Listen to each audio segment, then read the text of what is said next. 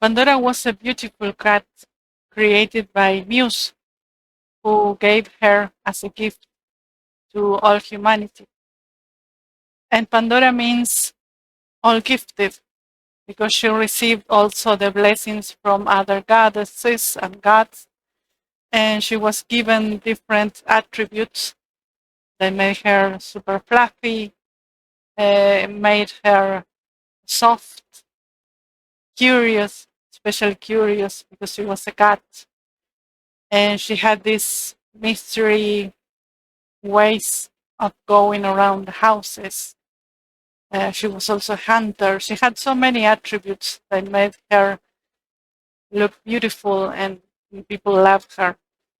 And one of the gifts that Muse gave to her was a huge vase with very beautiful too. And she put that vase on a table. And she said, Pandora, you can never open this jar. And the jar was sealed. Its lid was sealed. And she spent all her afternoons, sometimes during the morning. She was beside the jar looking at it. She was very curious of what was in the inside of this jar, of this vase, and this vase, this vessel. And until one day she couldn't take it anymore. She was super curious, so she pushed that vase through the table and it fell onto the floor and it was completely broken. Of course, she ran away and hid in her castle in the house. And from afar, she watched what was happening with this vase that had been broken. But she was just a cat. And then when Muse came back into the house, he saw this vase broken and all the things going around and the chaos that had been brought up, those evils that were in this jar and that have spread along in the house and to the world. Muse was furious, but she was a cat, so she didn't understand. He could do nothing. So while he was cleaning up the house from this mess that she had done, he found that there were only two cards. He found out that only there was a card left in the floor, and this card said hope. He flipped the card, and on the other side he saw humor. And those are the two most appreciated attributes that we have in humanity that can help us cope with all the evils that are around in the world. Disclaimer time. Hello, this is Carol from Yuluwa, and well, of course, it was a twist or something modified completely from the original myth. That's from the Greeks. That is Pandora and her box. But actually, there are so many stories about Pandora and the box. Some say it was a shard, that it was lost in translation, the actual meaning of the vessel that contained all the evils of humanity. And also there are some stories that say, you can find out if you want. There are some stories that say that actually Pandora was the first woman and that she made her husband open the box. Others say no, that he made her open the box. Well, there are so many stories and so many things. They are also related, for example, with the Adam and Eve story from the Bible. Sometimes there are some mix up or crossover between the stories of Psyche and Pandora. So there are many, many, many stories around that. And I found that because of curiosity, I just decided to choose to tell it like she was a cat. But I want to talk about the main things that are actually what I want to talk about today, that are hope and humor. And I think that the original myth is actually not complete for me, at least. I think that hope only is not the last thing we have as a resource for coping with pain, with evils, with things that happens to us. So I wanted to give it a twist on the story. So I decided to say that humor and hope are the both um, things that or attributes or I don't know, things that the gods or the goddesses have given us to cope with that kind of things that happen for us as humans. Now back to your episode. Welcome to Ulua. You live, you work, you art. Well, having said that, I will go on with the actual um, ideas that I have around those topics.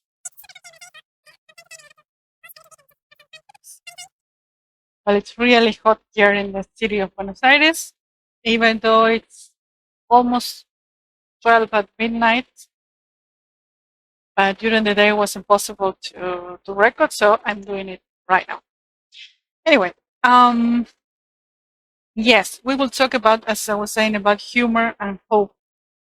And this thing started because when I was going to the doctor by taxi, one day I was talking to the taxi driver, and he said, we Argentinians never lose hope, he said. And after that, I added, maybe we have lost hope, but we still have humor. So we started talking about those topics.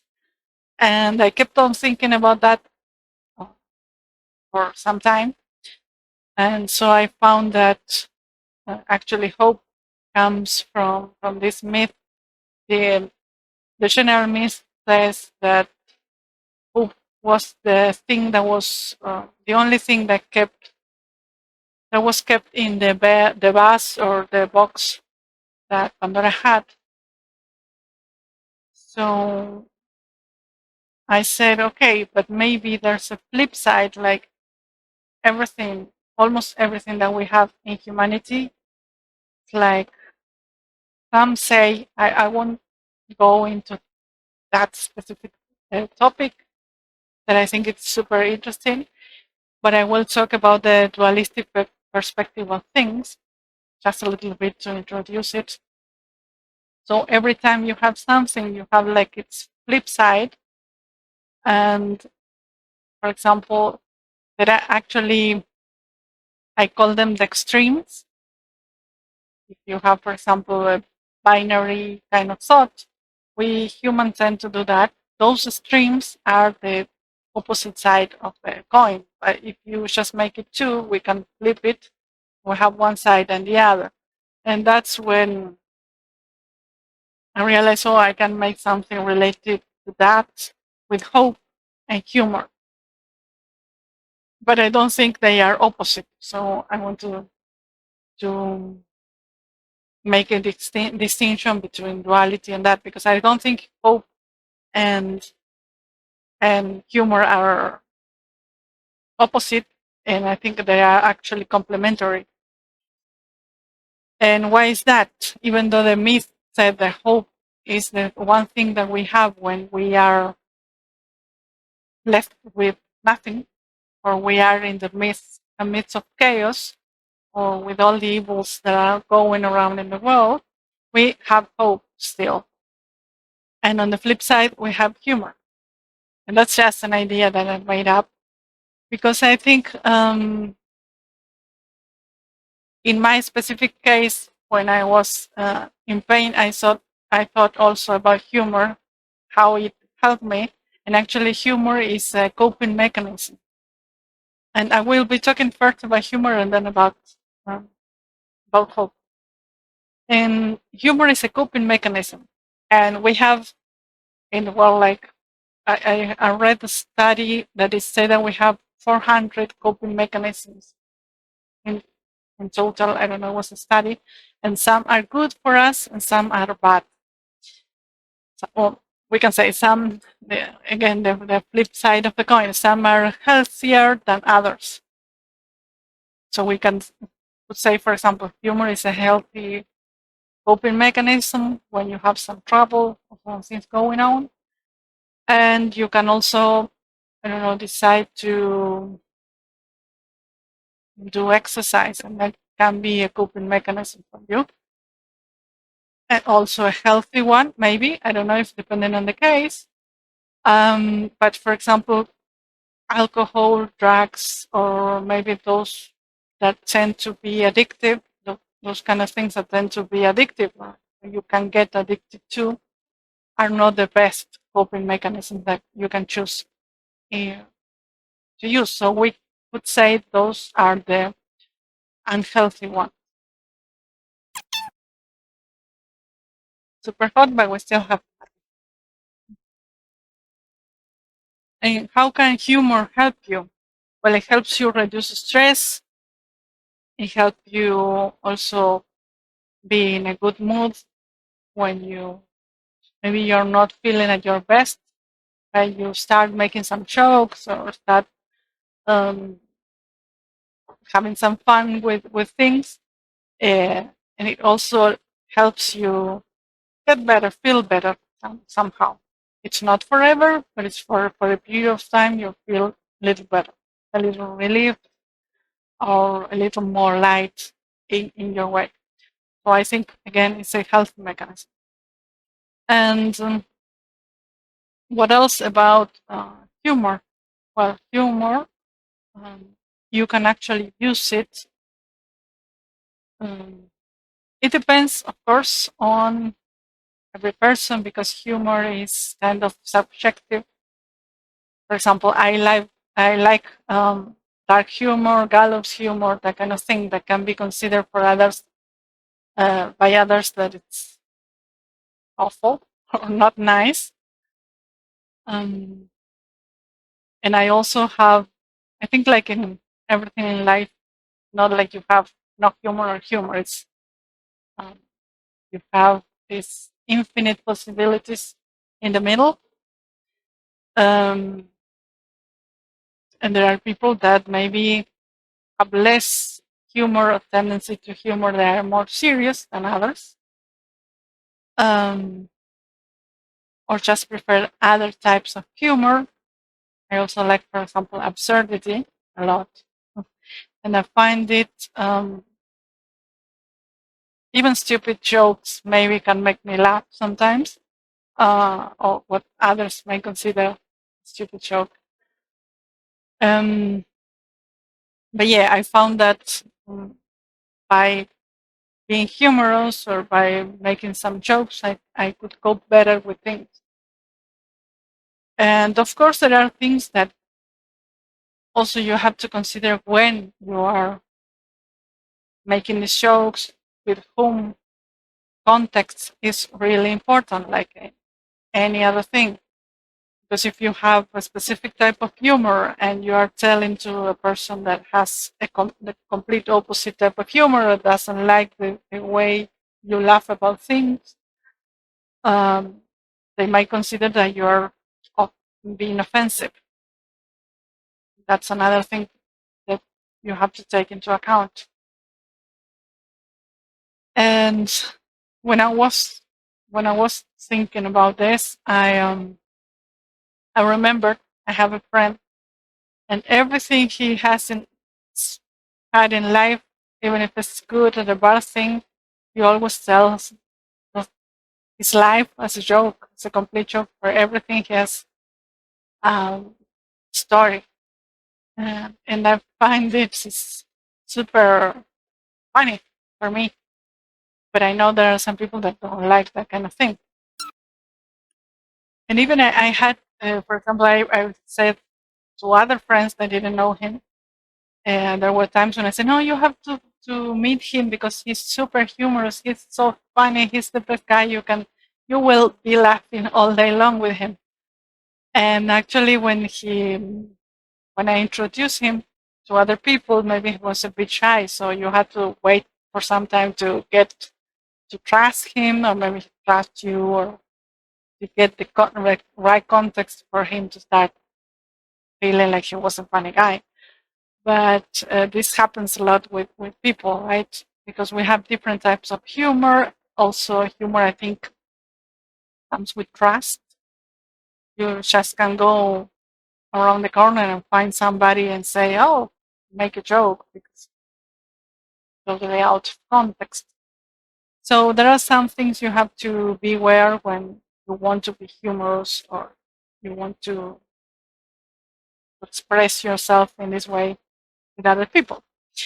But in the case, if you are using it for a coping mechanism, uh, what I found is when you use it between your within your family or your friends, it can be really good and it can enhance the humor of all the people, and you can even feel better with the ones you are with.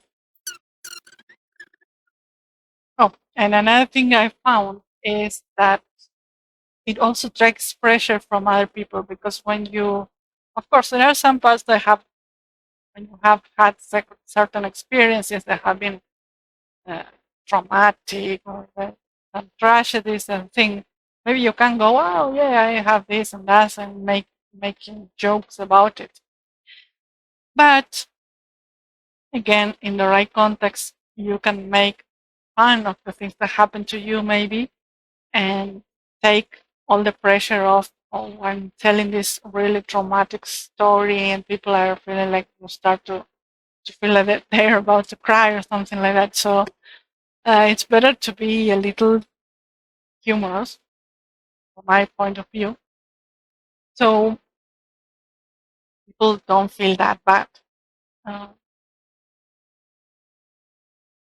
and I also think that now I read it some ages ago. I don't remember that tragedy can turn into comedy perfectly, almost perfectly. Of course, again, it's a matter of context and time. Because when there have passed, I don't know, 20 years or more, maybe 1,000 years, we can laugh about things that happened a long time ago.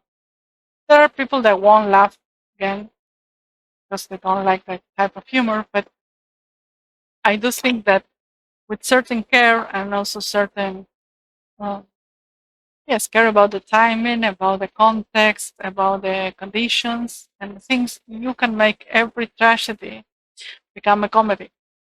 Because also, as I think I mentioned before, that the arts or theater and also comedy in general are completely amoral. So you don't have like um, a moral guide that says you can't touch that topic unless, of course, your audience won't like it or something like that. Or maybe if you are just a person uh, that I know very many comedians that they do this dark type of humor or this gallows humor, you know that you are going to watch that kind of thing from them. So if you don't like that, you better not go to their show because you will have a bad time. and but with the right context, and there's also another thing: timing, context, and delivery. So they can make a joke that maybe it's not appropriate, or maybe it's not. There's not enough, I would say, thinking or thought put into the joke. It has to be thought. It has to be told in a certain way for it to be funny. Um, so yeah, I wanted just to talk about those things because you can always, I think, you can always find the irony or the funny side of things, even if when they are traumatic or they are heavy. But yeah, and I also think I've mentioned before that the Greeks used to do these parties where they used this jokes or these stories and things as a catharsis to release those, I don't know if bad energy, but to release those emotions or unhealthy emotions that they had, um, through a play, through I don't know, a party, through that kind of thing that could lead to release these unhealthy emotions that maybe would be kept inside of them. So I do think that humor is a super important part of, even I would say, healing if you have had any traumatic experience. Um, but it also is part of life. And life is about things that are going to go badly, like these evils that were released from the Pandora's box or Pandora's jar. Like, I don't know, sickness. Even in some tales, they say inconsistency was considered like an evil, since that kind of thing was, according to the myth or the tale you listen to, there will be totally different things. So we can say these evil things, evil feelings, evil behaviors that humanity has.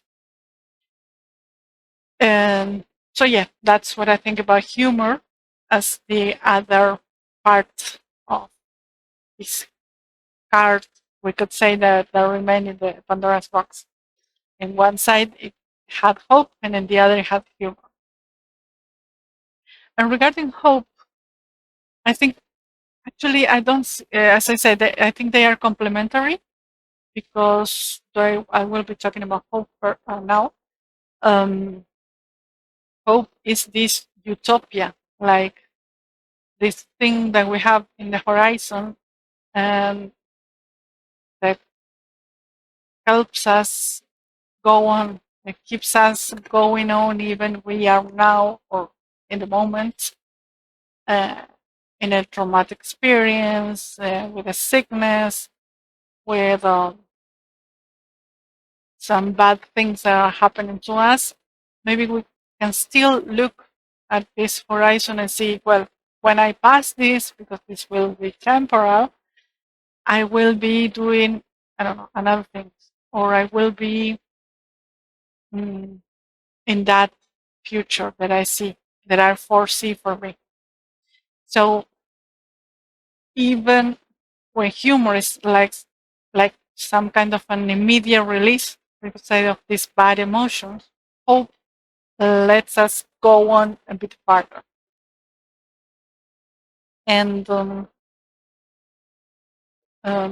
hope motivates us to be more resilient, to think of this positive future that's coming, even though we are right now in a bad position, or in a bad mood, or in a bad way of being. And it also helps us to feel at ease.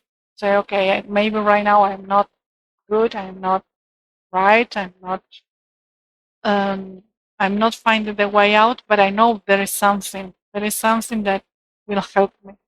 So that's hope. That's something we don't know for sure. It's uncertain, but it's the thing that keeps us waking up in the morning, for example. Keeps us um, thinking that everything will be better. And humor fuels that, because if I, in the moment, maybe I'm not feeling okay, but I can make a joke and then I release a little bit of tension, then maybe I can be a little bit more hopeful uh, for the long run, let's say. So, and the other way around, when I'm a bit hopeful and I think that I can go on, even though right now I'm not feeling 100%, I can still make some jokes because I know it will pass and I will go on uh, somehow. So yeah, I think those two things, though I have talked about them very briefly, I think they are really, really important. maybe not to have in mind, because in the moment you might be feeling like you might be feeling badly, but after some time you can think of those things, and I hope in the moment you can also have a laugh about your situation, even though when there are things that are badly. Uh, I think there's always some irony in how things develop in our lives. But that's just me. And maybe you don't think that way. I also wanted to talk a little bit because I found some relationship between mindfulness and hope. And actually, fan. I'm not a fan of mindfulness. I don't know why. All I know some things about mindfulness, and I know it actually is a practice. I will talk more when I talk about other things. Um, but mindfulness is a practice that comes from the some we could say some Indian religions like Advaita Vedanta, and it's just a practice from then that was extracted and taken into our Western world. And I think hope and humor in this case fits mindfulness. And I personally don't think mindfulness can help you cope with this kind of things, especially if you're feeling physical pain or even emotional pain. This is my idea, anyways. I know many of you might say, no, but mindfulness is great and everything. But I am thinking in this specific case, uh, because if you are too aware of the things that are happening in the moment, which that is what mindfulness try to do, is to become aware of you in the moment. And if you're feeling too much pain, I think mindfulness can be kind of discouraging and maybe not helping to cope with the things you are living in the moment. And maybe to take it apart, because maybe it's just because I'm not a fan of mindfulness. But there are ways where you can try to be present, because I think it's important to be present, but in other ways, maybe not just by or meditating, maybe not just by meditating. I mean meditating in the sense of sitting, because there are so many ways of meditating also. But I think humor can be a little bit more helpful. And actually, I read a study. I will look it up. I'm not sure it was a study, but it mentioned several studies. It was an article saying that actually hope can be better than mindfulness. It was measured. There were some studies done about people practicing mindfulness and others just being hopeful about some situation and how they related or were unrelated. And how being hopeful was better than being mindful with this specific traumatic experience. So I will look it up and I will put it in the description, because I think it's important to share this kind of information. And so, yeah, I think maybe you don't want, because I've talked to psychologists sometimes and they say, oh, but if you're making a joke, actually, it comes from the experience that I was telling about my friend, that he's always making jokes about things. And that actually, that doesn't mean that he's completely unaware of what he's living. It's just his way of processing. So, and he actually can process it better through humor, the things that happens to him. And I don't think that's completely avoiding the real progress or the real learning, because there's one thing coping with the thing in the moment when you're feeling bad, for example, but then you have to do the work of turning those learnings, those things that you felt, those connections that you maybe do with that, and turn them into learnings, turn into healing, turn them into whatever you want, or however you want to process that into the future. So I don't think yes, there may be some people that just stays with that and say, okay, I made a joke about my situation and that's it, and I forget. Just might not be completely healthy. I don't know. But there are some people that make these kind of jokes and then move on and heal and process all the situation in a proper way after the things have happened. So I wanted also to make this distinction. And so you don't just say, okay, I make a joke and that's fine. It's fine. No, it won't happen that way. So I hope my point was understood, and I hope it can actually help you some way, maybe. I don't know. Anyways, any comments that you have regarding this is welcome. And thank you for being here, and see you in the next episode. Oh, and also tell me what do you think about this absurdity, we can say, or this changing of the story of Pandora. Anyway, I hope you can type in the comments. And thank you very much. See you in the next episode. Bye bye. Stay tuned for Uluwa's next episode.